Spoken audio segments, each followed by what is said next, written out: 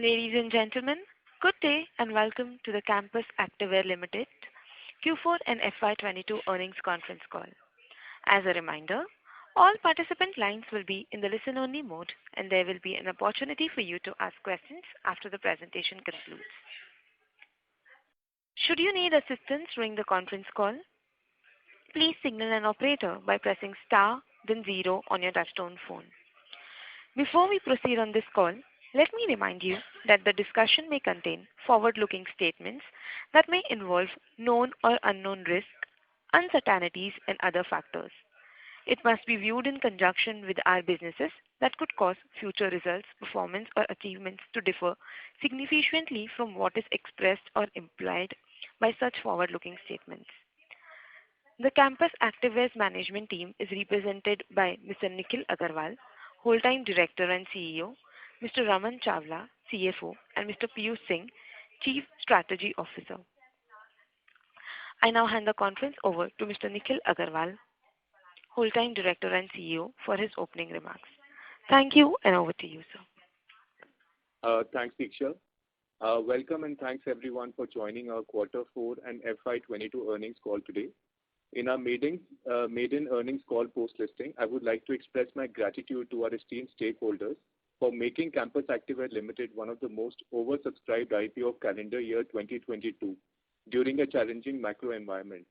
We appreciate and deeply acknowledge your trust in our vision to create India's leading sports and leisure footwear brand. We would like to take a few minutes to give you a brief overview and business dynamics of the company. Campus Activewear is India's largest sports and leisure footwear brand in terms of value and volume, enjoying approximately 17% market share in the Indian branded sports and leisure footwear industry. Our flagship brand Campus was introduced in 2005 as a lifestyle-oriented sports and leisure brand that offers a diverse product portfolio for the entire family. The brand offers multiple choices across styles, color palettes, price points, and an attractive product value proposition. We are a pan-India brand covering over 85% of the total addressable market for sports and leisure footwear in India. As Campus, we continuously innovate to satiate our end consumers' aspiration while being cognizant of the affordability metric and solving for the accessibility or distribution link challenges. Our USP lies in the fact that we could bring global designs, trends in color palettes adapted as per local taste to Indian market in the fastest lead time possible. This has been made possible by virtue of our highly trained research and design setup, our vertically integrated manufacturing ecosystem, and our integrated and highly indigenized supply chain, and an omni-channel sales and distribution network focused on agility and digitization. So now I'll move to highlighting our manufacturing and distribution reach. Campus Activewear owns and operates 5 manufacturing facilities across India. The installed annual capacity for assembly is pegged at 28.8 million pairs as on FY22. The company, as of March 22, has more than 425 distributors directly servicing and fulfilling orders of over 20,000 geographically mapped retailers in more than 650 cities at a pan-India level.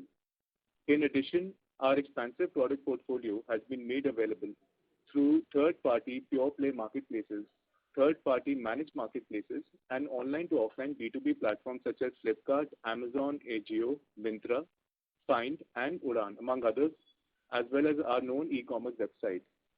During FY22, we have sold more than 5.5 million pairs through online channels. The e-commerce platform sales registered an impressive year-on-year growth of over 160% during FY22. While disseminating information pertaining our fourth quarter annual FY22 business results, I am delighted to share that Campus Activewear has delivered a consolidated revenue of more than INR 352 crores for the quarter, a year-on-year increase of 28% for the quarter, and an INR 1,194 crores for the year, an increase of 68% over FY21. Just to highlight, we sold highest ever volume in the history of Campus at 19.3 million pairs, while registering the highest ever average selling price for the company at INR 620 rupees per pair in FY22. Balance sheet demonstrates a position of strength with robust return ratios such as ROCE and ROE of 29.7% and 32.9% respectively. We are sincerely thankful to our end consumers, our channel partners, and our passionate team, which have helped us in delivering this performance, which earmarks the underlying strength and resilience of the brand. As always, we thank you for your indelible support and investment. I will now hand over to our Chief Strategy Officer, Piyush Singh, for his remarks. Thank you. Thank you, Nikhil, and greetings, everyone. Adding on to what Nikhil just said, FY22 has been an exciting year for all our stakeholders, both from an operational and financial performance standpoint. All our distribution channels, product categories, and geographical cohorts have demonstrated robust growth, both in terms of volume and value, amidst a challenging operating environment marked by frequent supply chain disruptions and inflationary trends. Our sales trend over the years have exhibited favorable traits such as sustained premiumization, reduced discounting, industry-leading ASP growth profile, and growing volume uptake. As a result, we registered the highest Q4 and full year performance in the history of Campus Activewear, both from revenue and profitability viewpoint. Despite facing COVID-19 related sales and supply chain disruptions, we registered our highest full year revenue, highest EBITDA, and highest PAT, both in amount and in percentage in FY22. While our trade distribution channel has demonstrated resilience with a year-on-year FY22 growth of 39%, our D2C is on a robust growth trajectory, exhibiting more than 150% year-on-year growth in FY22. In terms of trend line, our revenue has grown at a CAGR of 26% over last 3 years, with volume growth at 16% and ASP growth at 9% over the same period. On the supply chain front, we anticipate a challenging inflationary environment in the near medium term. Acting proactively on the same since beginning of the calendar year, we started locking in long-term forward contracts for critical raw material categories and undertook inventory build-up based on empirical data analysis with an objective to maximize our sales and gross margins in the coming quarters. Our Q4 performance is an early reflection of our efforts undertaken by the entire team towards cost optimization, which allows us some latitude in terms of cost control and price escalation. We continue to monitor our input costs with a hawk eye for the vigil of our in-house manufacturing setup and for the benefit of our expansive ancillary vendor ecosystem as well. Now, as an outcome of such interventions, both on the supply side and on the demand side, we are pleased with the consumer sentiment and the demand profile witnessed so far in the current quarter and are confident of maintaining our trendline growth trajectory and margin profile in the near to medium term. I will now hand over to our CFO, Mr. Raman Chawla, to take you through more details on the quarter and the yearly performance.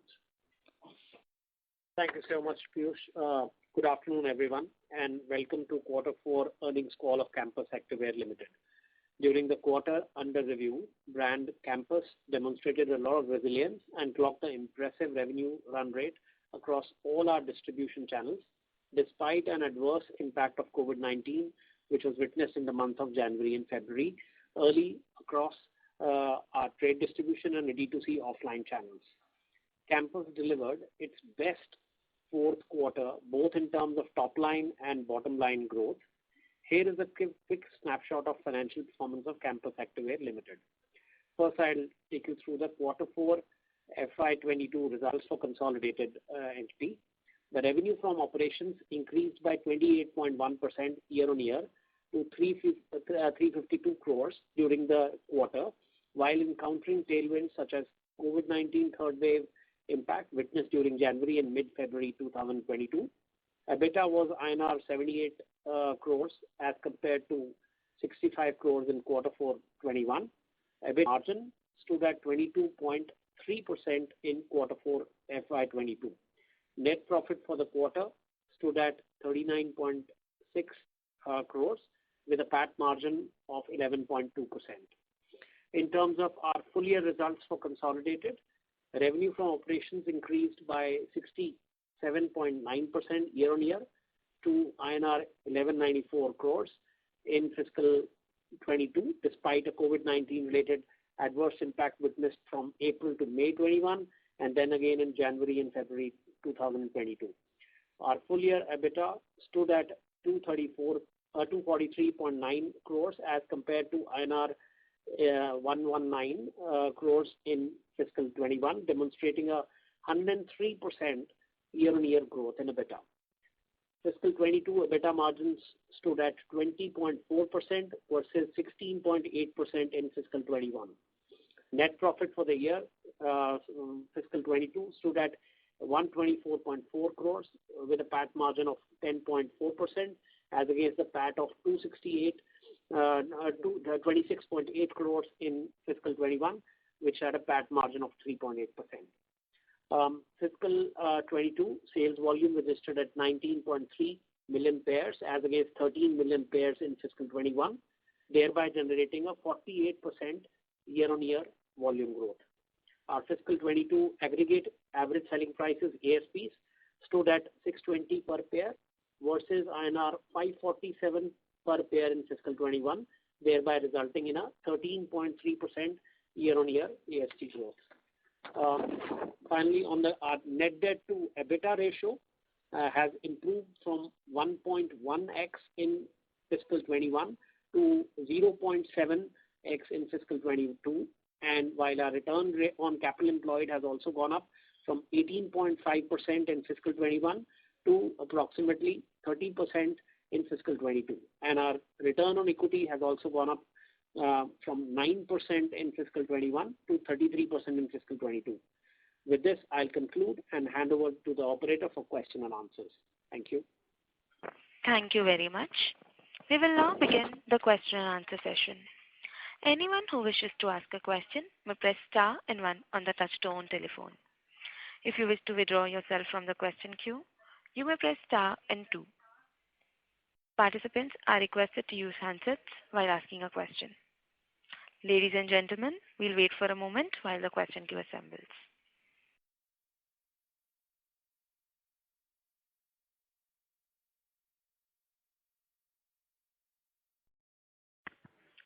Participants who wish to ask a question may press star and one now. We'll wait for a moment while the question queue assembles.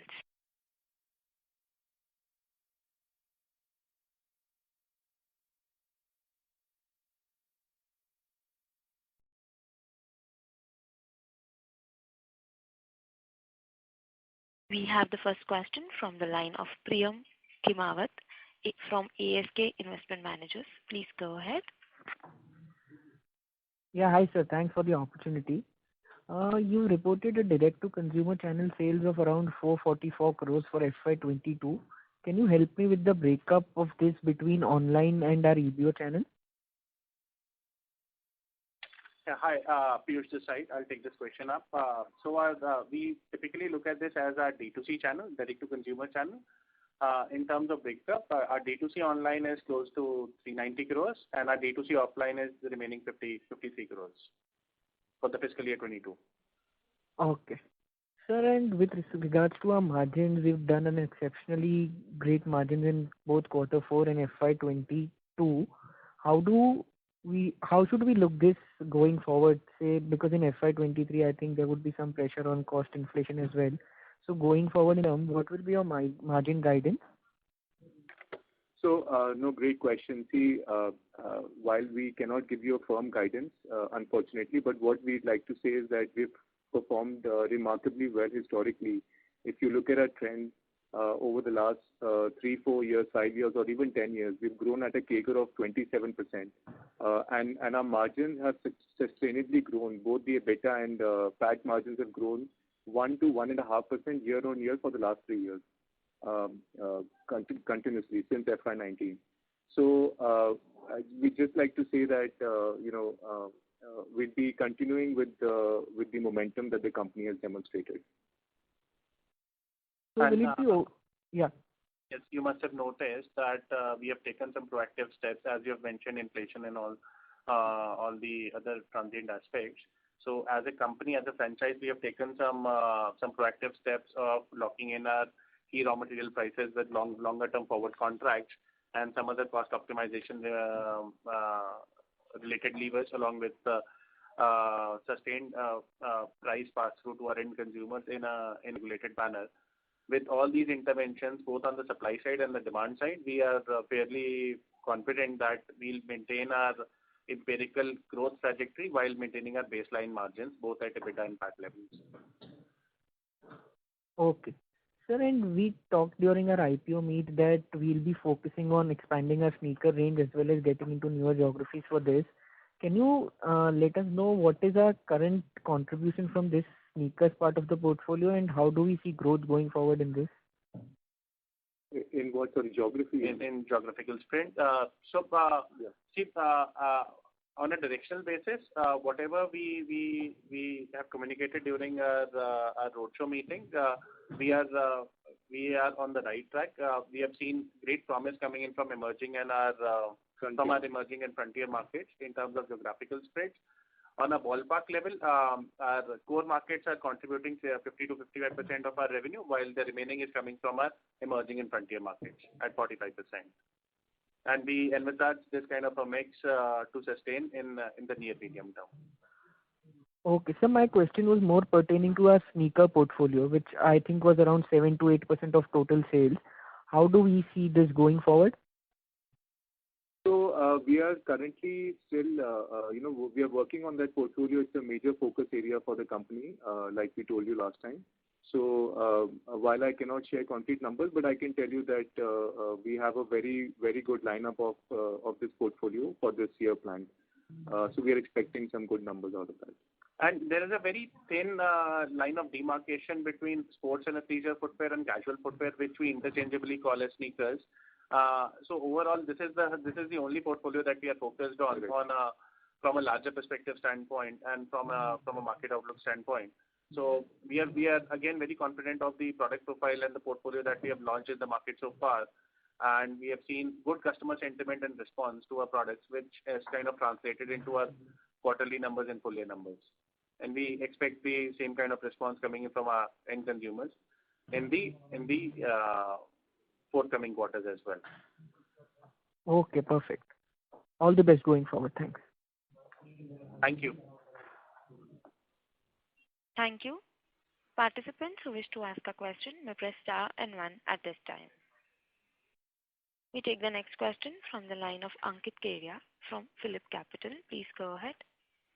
So my first question was on your net debt. We still have around 175 crores of debt, and YOY debt has actually increased despite significant top line and bottom line growth, while our working capital has significantly been impacted. So just wanted to understand what is the roadmap to be debt free, and what is the sustainable working capital we should model?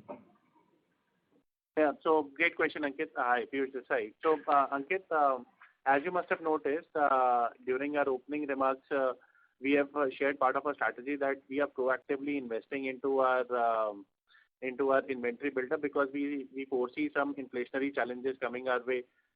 More than inflationary, we anticipate supply chain disruptions to continue, and that's why we have taken a proactive step of building up the inventory war chest in order to gain some incremental revenue growth and in order to sustain our margin profile.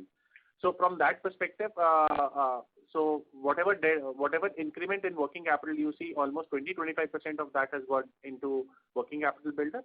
In addition to that, in the inventory buildup, In addition to that, you'll also notice that FY21 was kind of a stressed year from a payables standpoint in terms of day sales outstanding, because the company was trying to conserve cash in arduous operating environment. Now, since we have gone back to our regular payable days, which is in line with our FY20 numbers, we have kind of released payments to our vendors in order to ensure that they are in great health, so that they can support us during the coming quarters when FY23 key performance is to be adjusted. Now, based on these two factors, almost 25% of our incremental working capital has gone into inventory, and remaining 70% has gone into the normalization of our payables. Owing to that, part of our operating cash flow has gone into, and you can do the numbers and we can connect offline on what concrete numbers are, has gone into our working capital enhancement. And part of this has been funded by our deadline.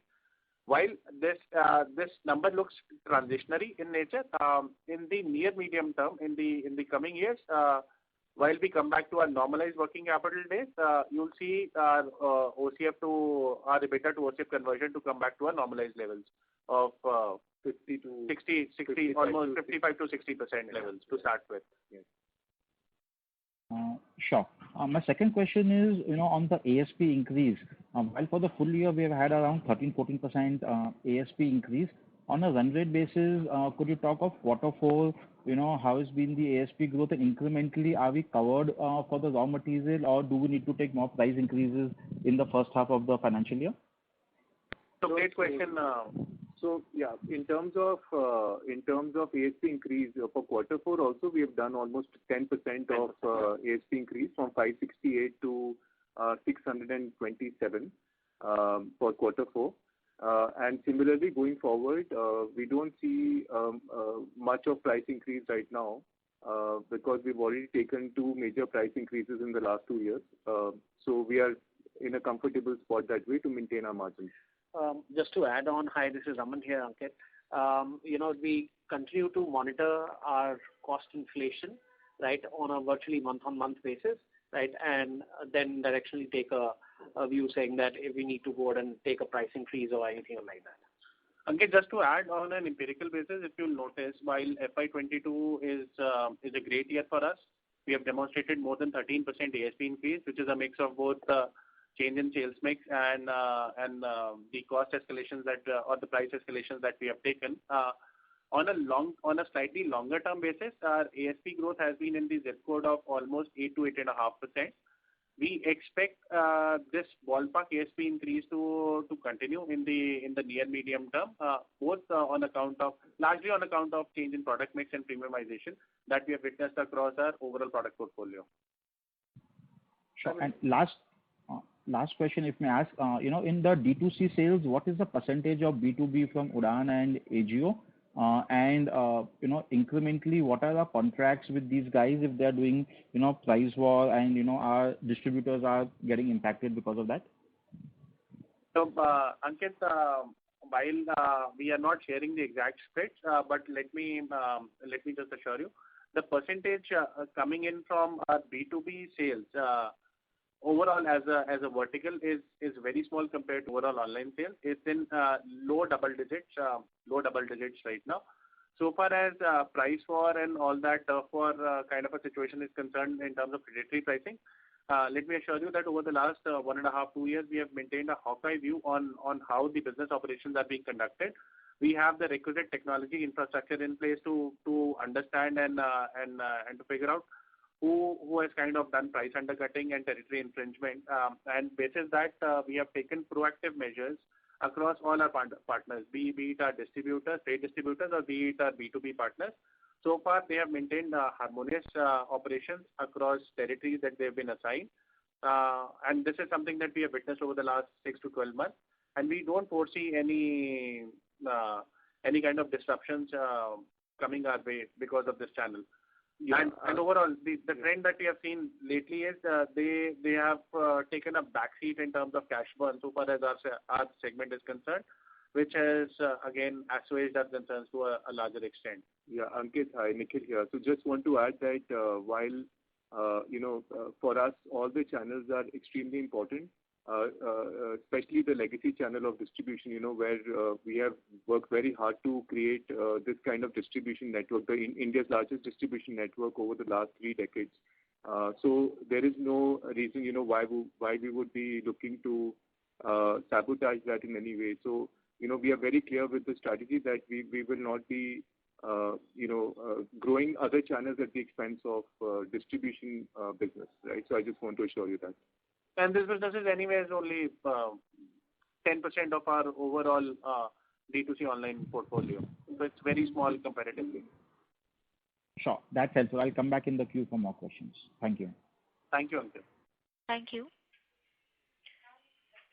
We take the next question from the line of Tejas Shah from Spark Capital. Please go ahead. Hi, thanks for the opportunity. My first question is kind of repetitive of the earlier participant, which is around margins. So we have actually very healthy set of margins in FY22. That was also considering the difficulty here that we had across on raw material part. So just wanted to understand what is our margin philosophy. Is margin a goal seek number around which we build the business model or business plan for the year? Or is it an output dependent on growth that we chase for the year?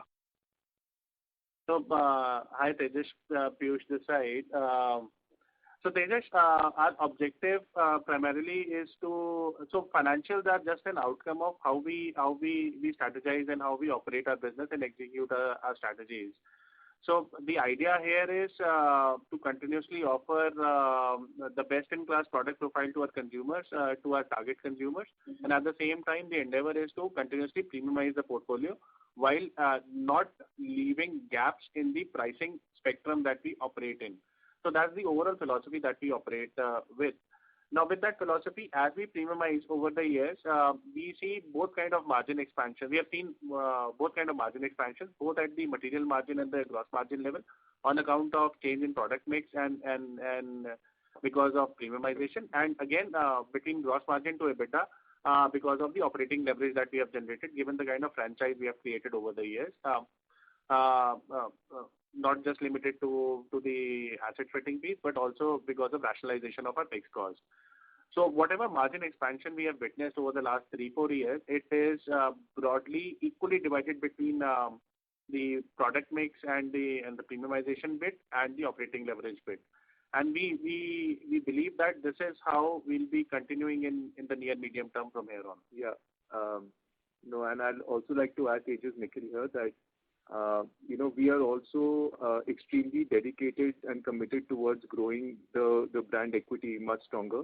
So we are continuously investing in behind the brand in terms of a marketing spend, which has gone north of about 100 crores over the last 2 years is what we spent in pure ATL spends. So looking at with these kind of best-in-class marketing spends, and by virtue of growing the brand, we're also looking to grow our margins. We always endeavor to do that. And at the same time, operating leverage is now sort of kicking in as well as we are growing the revenues beyond the fixed expenses base. And just to close the loop on your question, it's neither a goal seek nor a top line chase that we incur. It's actually a balanced approach that we follow with the philosophy that we have just underlined. If we execute, see, the idea is very, very simple. If we execute what we conceptualize in a very dedicated manner and in a very disciplined manner, both gross margin expansion and operating leverage are bound to kick in, and this is something that we have witnessed over the last 3, 4, 5 years. Fair enough. So I'll just partly the question has been answered at least for me. I'll just rephrase the part which still is unanswered at least for me again. Is that, see, there are companies which specifically have in a larger lifestyle retail space who specifically mention that they don't want to operate beyond 22% and not below 20%. And any alteration in that, they made intervention to protect that range. So I just wanted to understand margin philosophy from the perspective that beyond what level you are not comfortable, you believe that you'll attract unwanted competition, and below which level you will actually make aggressive pricing intervention if need be to protect that kind of profitability. That was the main crux of the question. So, Tejas, while we are not giving out explicit guardrails out there, but we also do follow guardrails in terms of margin protection. And there are guardrails in place within the system which ensure that at every single extreme or every single extreme of the ambit, we take correctionary actions more on the proactive side rather than on the reactive side. So this is something that our finance department and our CFO monitors on a very, very dedicated in a very, very dedicated fashion, wherein any leading indicators, both in terms of our demand forecasting, our volume optics, in terms of sales velocity and things like that, it's a very detailed and you can say extraneous exercise that we undertake. But we rely more on leading indicators and go by the guardrail principles. While we are not at liberty to share those guardrails over this call, but prima facie, that's the mechanism that we follow in order to ensure that we have an optimum mix of both revenue growth and at the same time a healthy margin profile. So it's a balanced approach end of the day that we take in order to ensure that we kind of meet both the objectives. Sure. Thanks. Second question pertains to on growth side. How should we? So I believe we must be over-indexed in some of the regions and we are under-indexed in some of the regions. So in terms of priority of regional growth, how should we think about coming 2-3 years? where you'll be putting more focus and where it will be relatively on autopilot for you? You mean in terms of regions, right? Yeah, regions, yeah. Yeah. So see, we basically have a very clear strategy. We are very so in our core markets like north and east, northeast and even central to that extent, which contributes to about 55% of the overall top line. So we are almost monopolizing these markets in a way, and we will continue to do so. We are very, very strong in these markets. Then when it comes to our frontier and emerging market, which is basically West and South India, we have a two-pronged approach there, where we are expanding in both the channels quite rapidly, be it offline distribution or be it D2C online. So D2C online has significantly actually helped us enter the territory of, let's say, South India, for example, where the distribution has historically been not that strong. So it's become a major focus area because of that, and D2C online is complementing our distribution channels now to enter these new frontier territories. Similarly, West India, where we have been very strong, and now we've entered in with our own EBO outlets as well, with our COCO stores and franchisee-owned, franchisee-operated stores.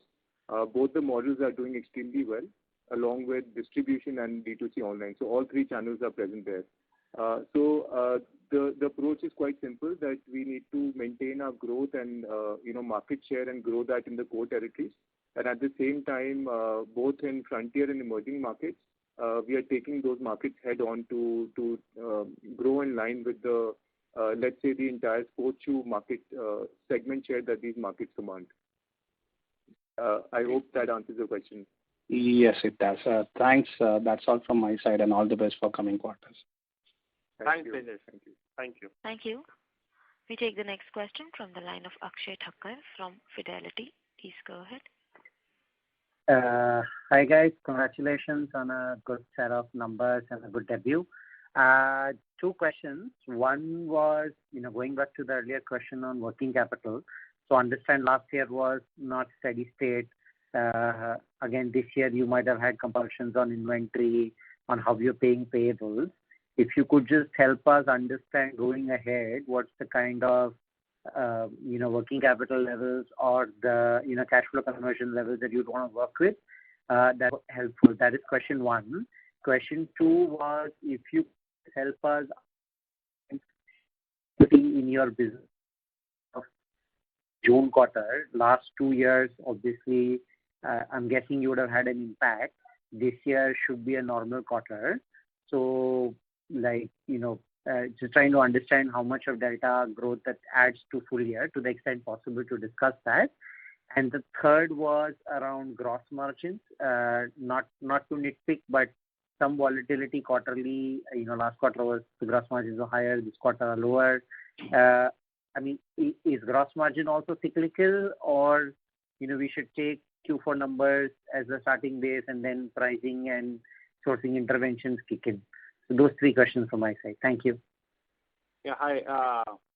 Thanks for all the three questions. Piyush this side. So I'll take one by one, starting with the first question around working capital. So see, the thing to understand here is we have taken this two-pronged approach. One around the inventory as a proactive approach, and the other is around the payables.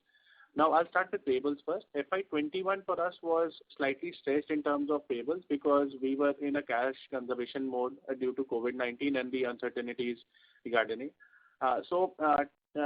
Typically, our payable days in terms of day sales outstanding are in the ballpark of 60 to 65 days of day sales outstanding in terms of sales. So far as payables are concerned, last year they got stretched to almost 88 days. Now, in order to ensure, now as you are aware that we have a very expansive base of ancillary network, and we need to ensure that they are in good health in order to support us for future growth and from a margin conservation standpoint also. Needless to say, from an agility standpoint also. So we have kind of normalized that stretched payables from 88 days to almost back to our normal levels of 60 days in terms of DSOs, day sales outstanding on payables. Now that has led to almost 80% of our operating cash flow consumption, or 75 to 80% of our operating cash flow consumption, because we've kind of funded almost 90 crores towards normalizing those payables. The second thing, which was more around inventory, we have done slight build-up on our RM and SFG because we see this inflationary trend coming in. We have not only started locking in long-term forward contracts, but we have also started building the requisite inventory for fungible inventory elements such as meshes, raw materials, PU, PVC, and some bit of SFG. Now that has consumed another 20% of our operating cash flow, which was expected in FY22, and that translates to almost 30 to 35 crores of incremental inventory buildup at our side. Now, once we normalize all these elements, our typical and another you can say 17-18 crores of our working capital got stuck into our IPO expenses, which is transitionary in nature. Now it has been refunded to the company, to the selling shareholders. Because it was an OC, it was an offer for sale OFS. Yeah. But at 31st March, it was locked in from our working capital. All that has come back. So in a steady state scenario, our EBITDA to OCF conversion is expected to be in the ballpark of around 55 to 60%, and this is something that we expect once this entire thing normalizes in the next 3-4 quarters. So that's the outlook on the working capital side. Now coming to your second question around, or rather your third question around. What is the normalized June quarter? While we are not giving any concrete guidances around it, but if we take the empirical evidence into play over the last 5 years, our first quarter has typically contributed around 17 to 18% in terms of our overall annual top line, and this trend has kind of sustained over the last 5 years. This is not transient in nature. We expect to our June quarter to perform on similar lines going forward as well, because of the seasonality element involved.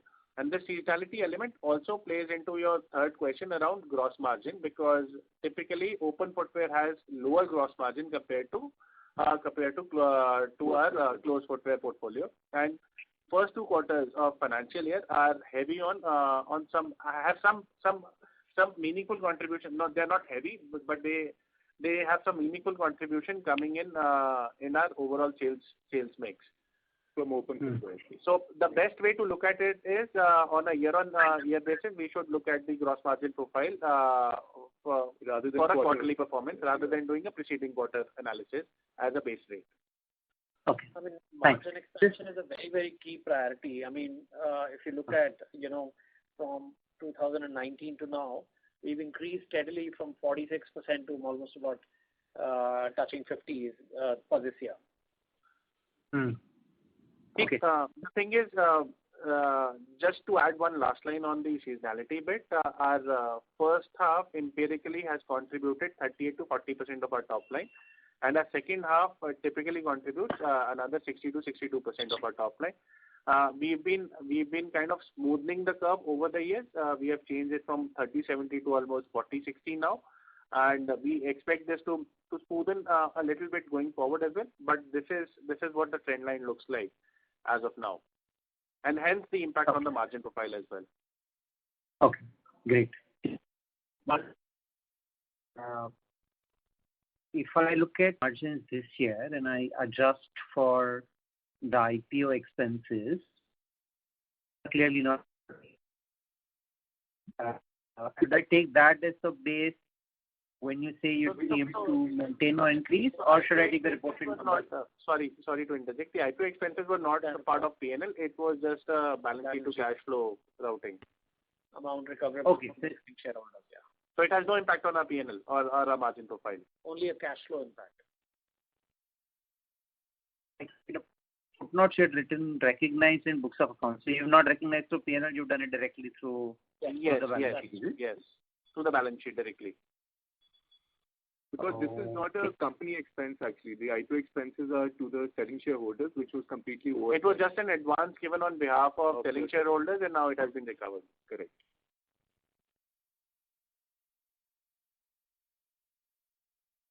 Thanks. Thank you. Thank you, Akshay. We take the next question from the line of Jaspreet Arora from Equentis PMS. Please go ahead. Yeah, hi. Thanks. Good evening, gentlemen. Congratulations on a great listing end of the quarter. And thank you so much for all the disclosures and the conference call. My first Sorry, question Jaspreet, is, can you come a little closer to the mic? Please speak louder. Yeah, is it better? Yeah, Yes. Yeah, far better. Thank you. Yeah, I'm so sorry for that. So, great quarter and listing, and thanks for all the disclosures. My first question was around the slide 30, right, where you've given the price segmentation and the three buckets, the entry, semi-premium, and premium. So, as per my quick calculation, wanted to check if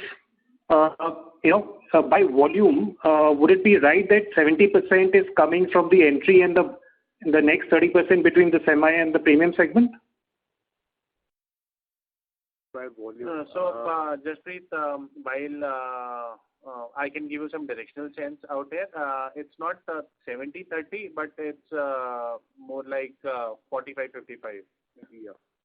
45. Sorry, 55, what's 45? You can say 45 coming in from our entry segment and remaining 55% coming in from semi-premium and premium. Okay, got it. So related the our premium segment where we are competing, where the pricing is about 1,500 to 3,000 and around that segment. When we are pricing in that, so one is obviously the cost stroke margins that we are trying to get here, because obviously it's premium product. And the second is, the price proposition or the value proposition that we're offering to the client. And last, obviously, being the closer we getting to that border where we cross and, the likes of Puma, Adidas, Nike become more attractive. So just wanted some color or thoughts in this bracket, what exactly goes into, or whatever you can share into the pricing of this particular bracket. So 4 to 5x. So just what we typically do is we follow a cost to MRP kind of matrix, starting with our economy to our semi-premium to our premium portfolio. The differentiating factor around our premium segment, which essentially, so where the belly of our volume offtake lies, it lies between 1,500 to almost 2,200 to 2,300 rupees. So that's the belly in this segment, so far as volume offtake is concerned. Now, how we have differentiated from other brands is, one, on the basis of our cost leadership advantage that we have by virtue of our vertically integrated manufacturing manufacturing setup. We are one of the lowest cost producers for the same kind of product that our competitors have to offer in this market. And second, we have of late over the last 3 to 5 years, we have done a lot of ATL spending, a lot of advertisement spend towards creating that aspiration in our target audience. So if you look at our last 2 years' performance only, we have spent more than 100 crores towards brand building alone, and this has gone a long way towards creating that aspiration in our target audiences. So if you do a like-to-like product comparison, you'll get your answers as well. What is something that we are offering as a product vis-a-vis what the competition is offering, plus the push. Yeah. At the same time, you see, whatever value proposition that we're giving, like Piyush mentioned, it's significantly higher than any other competition, be it domestic or a MNC brand. So generally, any of our portfolio prices are at least 4 to 5x cheaper than the similar, let's say, comparable MNC brand product. So that's how we operate, and that's the biggest USP for us as a brand and as a product company, right? So I hope that answers the question. So basically, from 2,000 to 3,000 rupees segment, this is a key focus area for the company going forward as well. And the kind of products that we're giving in that range are being sold by the MNC brands at not less than 8 to 10,000 bucks. Okay. Got it. And basis, the last couple of years, history or whatever, ex COVID, that phase, what percentage of sales would be during so-called sale versus the full price, whatever that you've been able to track, given on the MNCs it's much larger during the sales season. I'll give you some aggregate discount. Yeah, we can So, see, 60% of our sales even now is coming from trade distribution channels. Okay, right. 40% of our sales comes from our direct-to-consumer channels. Yeah. So even on, so just to give you some color on the online channel, which contributes roughly 35% of our sales, our aggregate discount on this channel has always stayed below 20% since inception. Okay. And which is the best in the class, by the way. Like you will not find any other footwear brand who's operating in lesser aggregate discounting than this. Okay. And Got that. Trade distribution, which is a B2B format, so it's not that relevant because the matrix is more relevant on the retail side. Got it.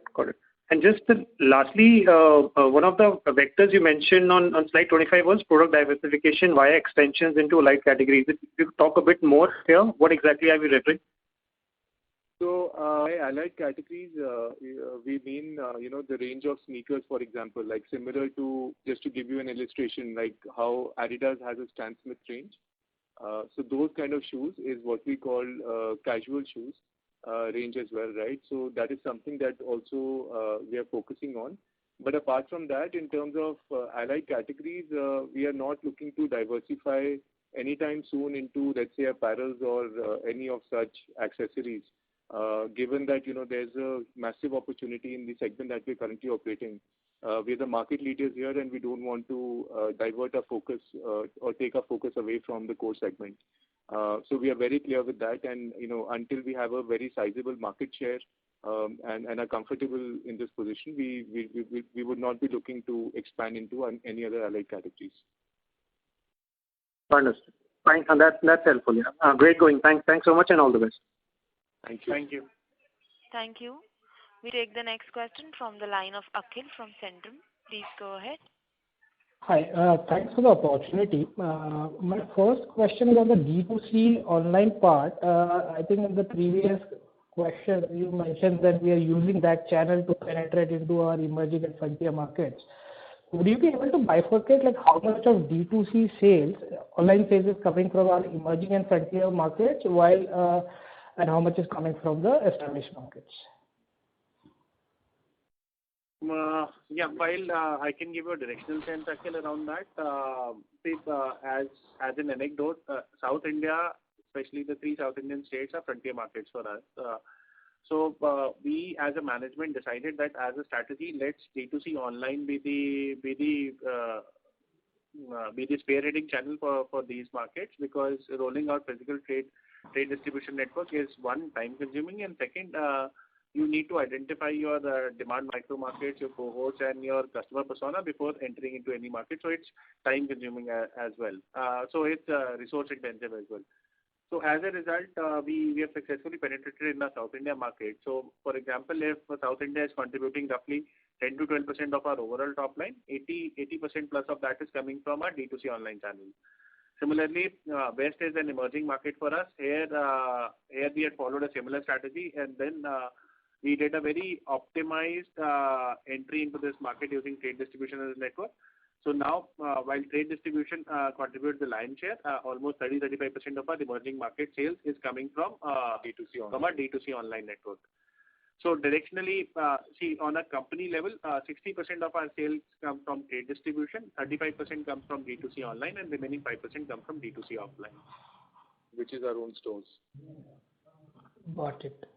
And just from a brand equity perspective, right? Given that in a trade channel we are more established in north markets, how does that differ when we sell through the online channel? I mean, I'm assuming not just the efforts required to put trade channel in south and west are on higher side, but also the brand equity might be slightly weaker as compared to our north market. So anything if you can highlight, how does it differ basically if we sell through online channel versus the trade channel?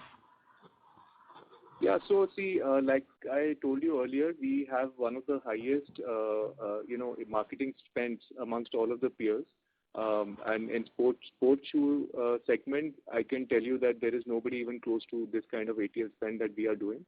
Now, we are again the only company who are investing disproportionately higher actually in our digital channels, in our online channels as a marketing spend.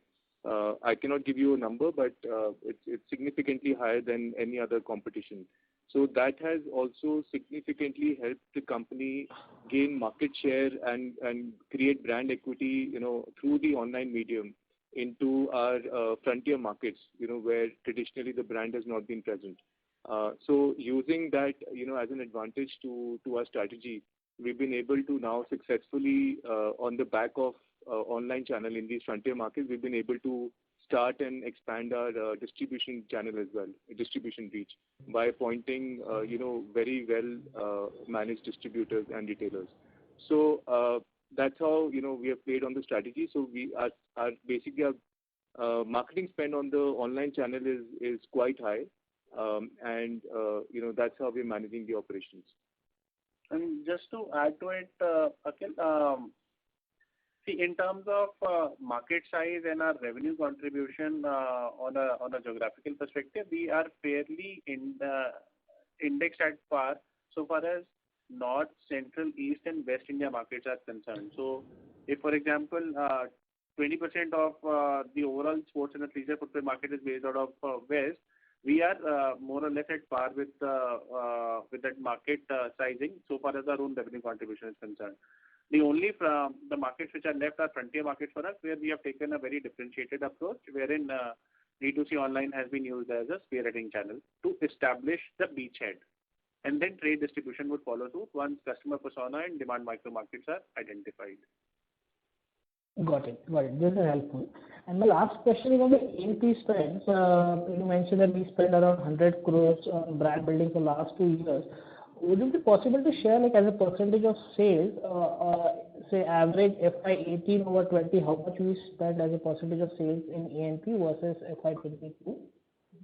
Sure, Akhil. So we are spending close to 6 to 6.5% of our revenues, of our overall revenues in our ATL spends, for both the channels put together, for basically all the channels put together.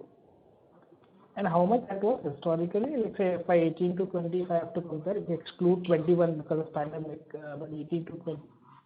Sure. So pre-COVID times, this was generally in the range of 4 to 4.5%. We've increased it by 200 basis points, basically because we've flowed back a lot of the operating leverage that has come into the company in the last 2 years.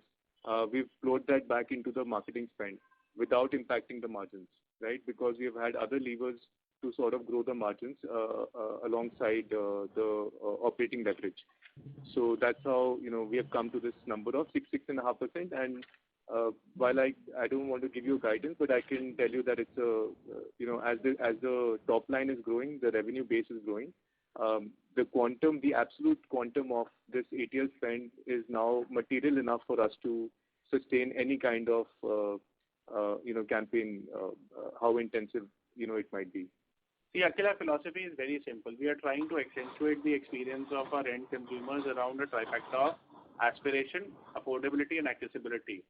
Over the last decade, we have already solved the problem of, we believe we have to a larger extent solved the problem of affordability by offering the best product value proposition, and accessibility by rolling out the most expansive distribution network, be it online or offline.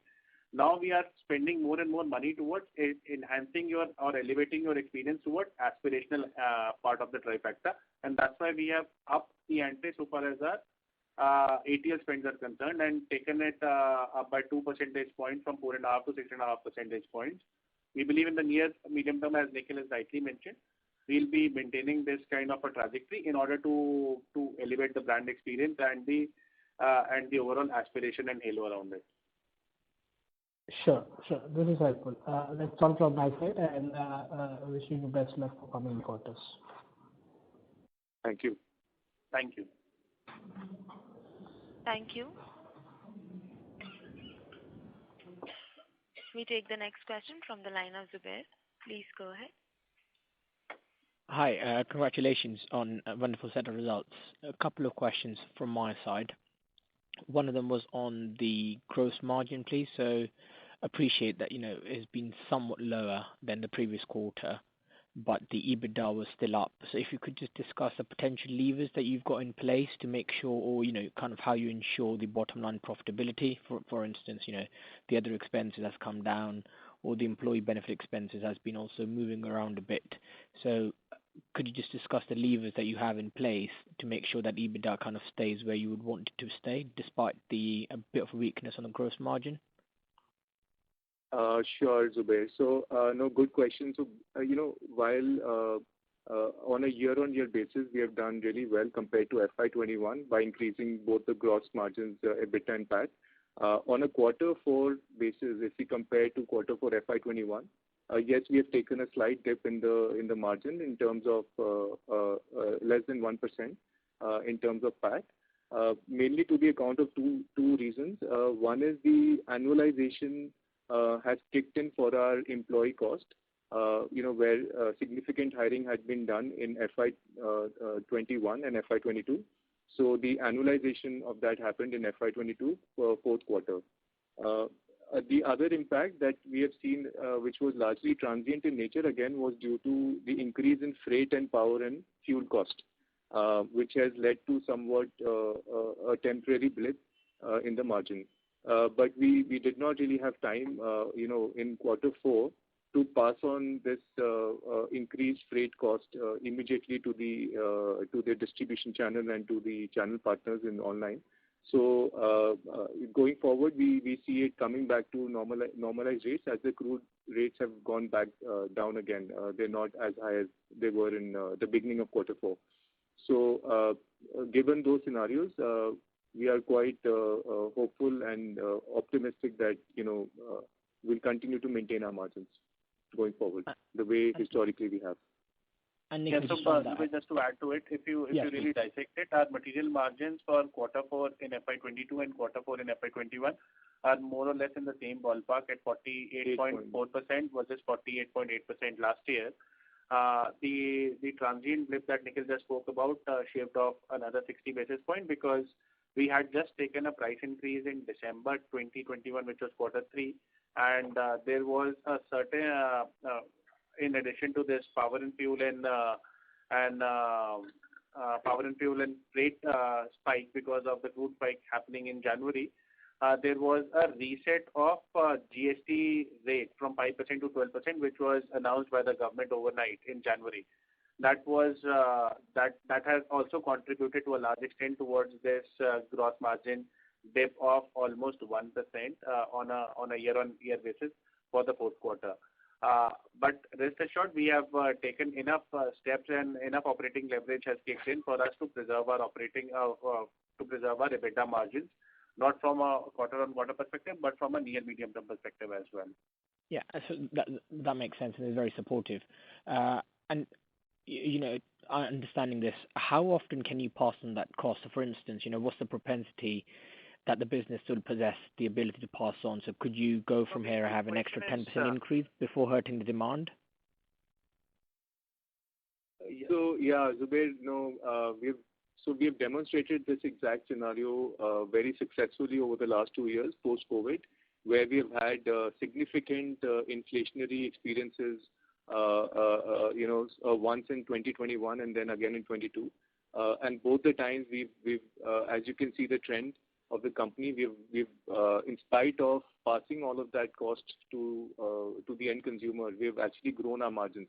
Or not only have we passed it on, right? So we have shown and we've demonstrated that experience, and yeah. So going forward as well, we are very hopeful of maintaining it. See, the illustration is very simple, Zubair. Even if there is a once in a lifetime kind of raw material inflation of say 15%, our cost to MRP matrices are such that that it's only 1/4 or 1/5 of the overall MRP, right?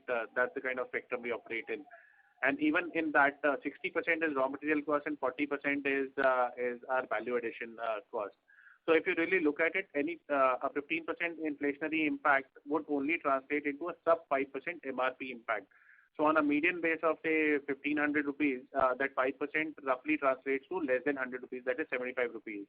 So we have demonstrated time and again enough price elasticity at our median price points, way higher than this 5% escalation, that we can successfully pass on to our end consumer, and this is something that we have successfully done over the last 2-3 years without causing any demand erosion or volume offtake impact. Yeah. And we are confident that so long as this stays in the same ballpark, we should be able to handle this well. And just one final question from our side would be on the EBO side, if you could just share some statistics on what's happening there, because I remember I think there was about 100 stores, and I see that the balance sheet obviously has somewhat increase in the the leases and the right of use assets.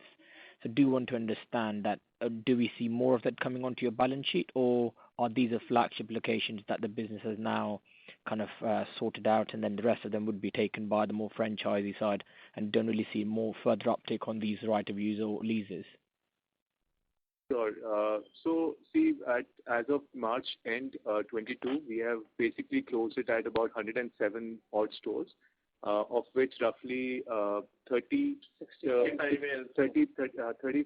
about 50 stores are basically 40 stores, sorry, are for franchisee owned, and the balance are basically company owned, company operated. Now going forward, so this was largely, this mix was largely because first 2-3 years we've taken our time to demonstrate a very robust COCO model for our franchisee partners, and only lately since the very first year of FY22, we've started opening franchisee stores. So going forward as well, the strategy is very clear that we are not firstly a retail brand, right? We are a consumer brand. So we don't want to get into that retail play. For us, EBOs act as a very, very good complementary channel, for firstly showcasing the entire breadth of range that we have, the most expansive range in the country that we operate with. So we are able to demonstrate, that expansive range very successfully through our EBO channel, to not only to the end consumers but also to our retail partners, on ground in various cities where we operate. Also, through our EBOs, we've been able to very successfully premiumize our range, where it's much more easier for us to sell a shoe north of 2,500 or 3,000 rupees. So because of these complementary benefits, that's the strategy with which we have taken this approach to open our EBO outlets. And going forward as well, we would be looking to open at least 100 odd stores, on a year-on. This is just a tentative guidance, but majority of them would basically be franchisee owned, franchisee operated, and very, very few, of them would be company owned. So we don't see a major capital expense going forward on account of our EBO outlets. So Zubair, the strategy is very, very simple. We have perfected the model. We have kind of demonstrated the earnings profile that you can get out of a campus-owned exclusive brand outlet to our franchisee partners.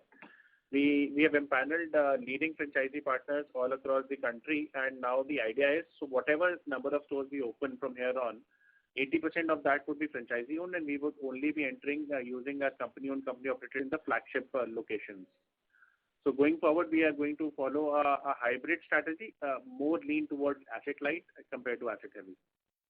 Perfect. That was my question. So incremental store openings, 80% would be franchisee. That's very helpful. Absolutely. Thank you very much, guys. Really appreciate your time. Thank you. Thank you. We take the next question from the line of Shashank Agarwal. Please go ahead. Yeah. Am I audible? Yes, go ahead, please. Yeah, my question would be, do you plan to become a D2C player by offering products directly to consumers in the marketplace model? And my next question would be, what is the advertising percentage directly towards the marketplace model? No. So, hi, sorry, what's your name again? Shashank. Shashank. Shashank, I just want to say that we like I said earlier, all channels are extremely important for the growth of the company, and we are looking at it from an omni-channel perspective. That's the strategy for the company. The strategy is not to focus purely on D2C online, for example, like you said. And, as an omni-channel approach, so far we have, given sales in the ratio of 60-40. 60% from distribution, 40% from B2C channels. Again, I cannot give you a guidance going forward, but I can just say that this mix would not drastically change probably, right? So just to assuage some concerns that we would not become an online only brand, if that's your question. See, our philosophy is very simple. All three channels that we operate, be it trade distribution, be it our online or be it our own D2C offline channel, are complementary to each other.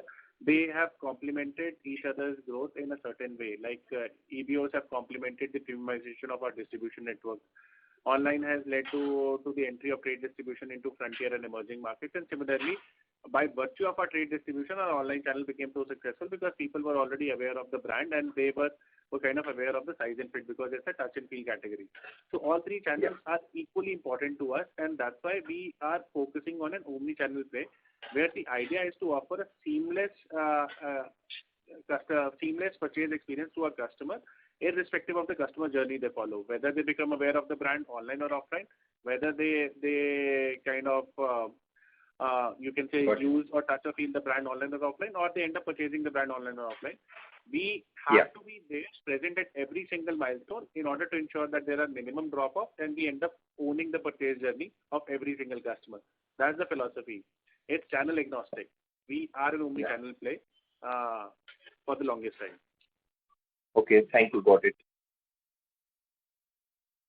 Thank you. We take the next question from the line of Arpit Shah. Please go ahead.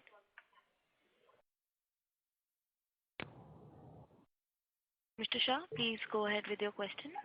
Am I audible? Yes, sir. Go ahead, please. Yeah, I have a few questions for the management. So I just wanted to understand, it almost took us 15, 20 years to reach 1,000 crore revenue number for campus. So you believe the next 1,000 crores will be a lot faster, let's say in the next 3 or 4 years, given that we have a very big push for D2C, be it online, offline. So the next 1,000 crores can come in the next 3 years or so? So nobody's seen the future, but what I can tell you is that we have grown at 27% CAGR over the last 10 years. So we were a sub 100 crore company in 2010. And we are close this year. It's about 1,200 crores FY22. So I think that way we've done a very good run rate. We've demonstrated one of the best run rates, all over in this entire segment throughout globally. I would say one of the best performances. So certainly I cannot comment on the 3-year journey, but our endeavor would be to keep on growing the way we have. Got it. Just wanted to understand, let's say when we move to the D2C channel, as our percentage of revenues keep increasing from there, what would be a differential that we would be seeing on the gross margin as well as on the working capital? Because if I see for the last 2 years, your working capital has reduced significantly and your margins have improved significantly to 22%. So for every 1% increase in D2C, what would be the differential that you would see in your gross margin and your working capital? Yeah, hi, Piyush this side. So while we are not, we are not at liberty to share the exact segmental margin profile across the channels, but directionally, so far our D2C channel has led to a better margin profile compared to our conventional channels. And that's why, as our mix has changed over the last 3-4 years, you have seen an incremental improvement in our EBITDA margin and in our PAT margin profiles. So, but that said, we are also leveraging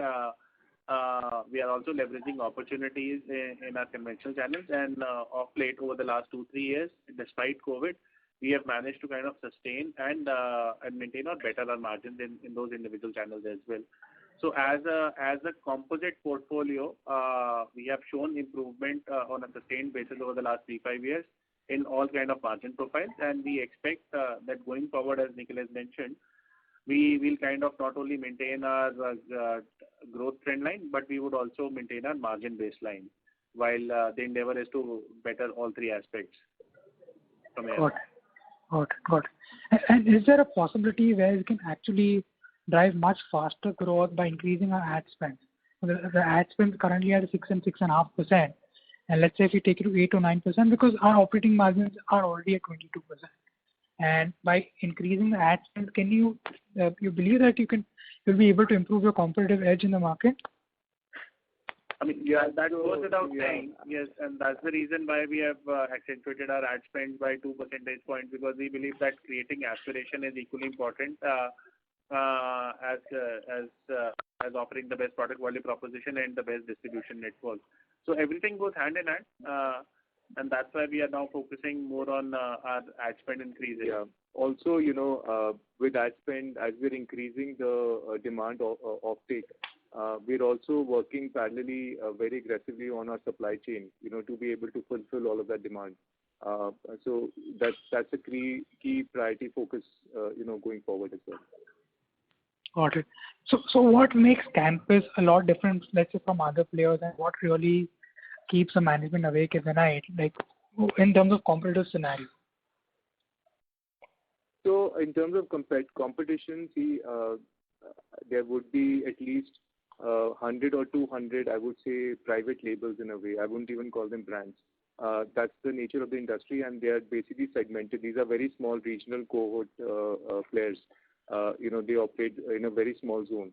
And Campus is the only one, the largest and the only company that is a true pan-India brand in sports and athleisure, category.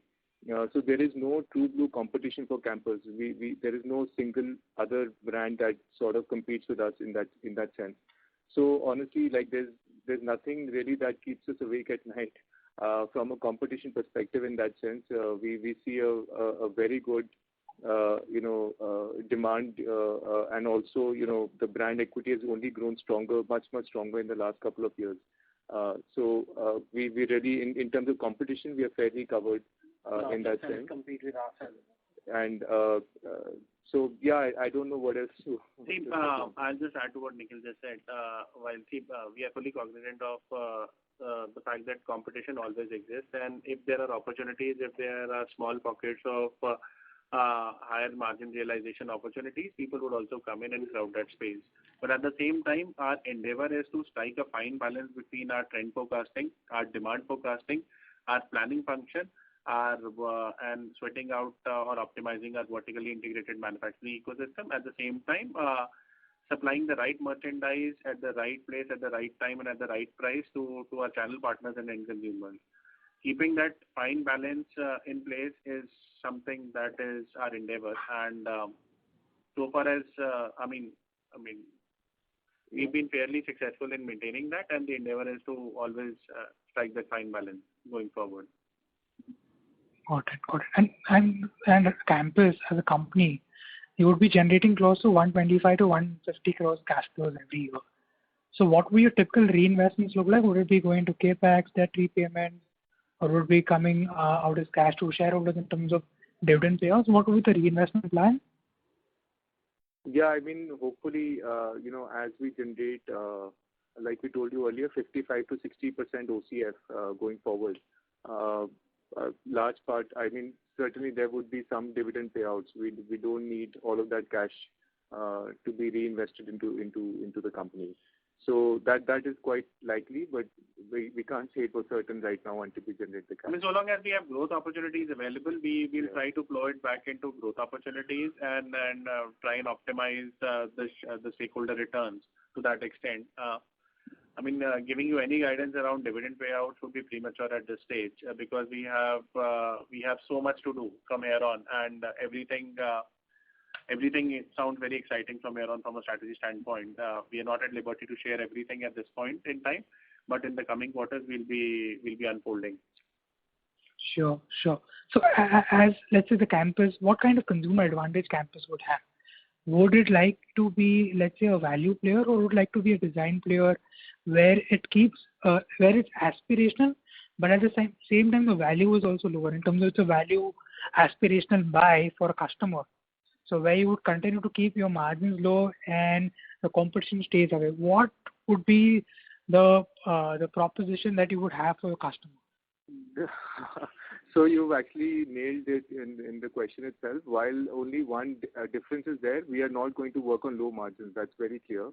But besides that, certainly, we want to we want to provide the extremely high value proposition in all of our products, alongside, being in the segment of, let's say, 700 to 3,000 rupees or 3,500 rupees, where this is, let's say, 85% of the market, addressable market. That's what we cater to.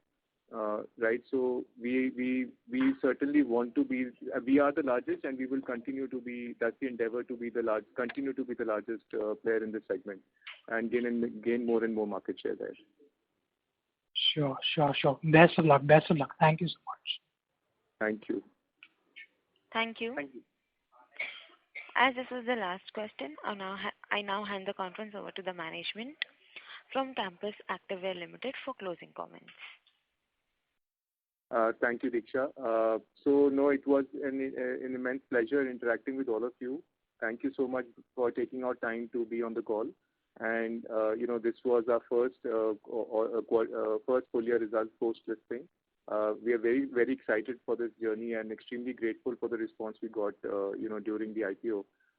All I just want to say is that we will make sure that we don't ever let your confidence and your confidence in the management and the team and the company down, right? So we are very fortunate to be part of this entire setup. So thank you so much for being here, and looking forward to interacting with you all again. Thank you. Thank you. Thank you all for joining us, and you may now disconnect your lines.